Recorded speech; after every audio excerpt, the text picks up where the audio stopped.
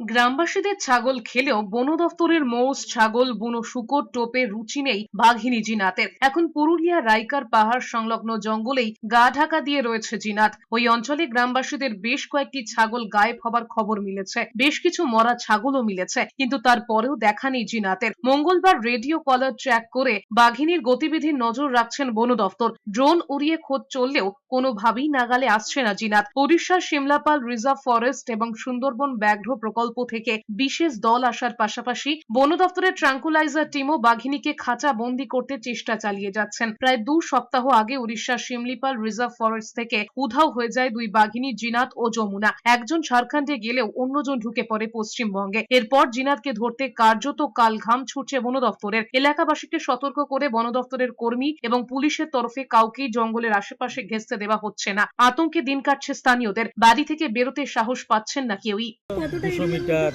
400 metre, 300 metre দূর দিয়ে ঘুরছে। মোটামুটি ওই 1-1.5 কিলোমিটার একটা এরিয়ার মধ্যে ও ঘোরাঘুরি করছে, রেস্ট করছে। মানে মাঝে মাঝে পাওয়া যাচ্ছে না সিগন্যাল। পায়ের চাপ ওই খাঁচার থেকে যে জায়গাগুলো আছে, ওর যে দণ্ডিগুলো আছে, রাস্তাগুলো, তার মধ্যে আছে।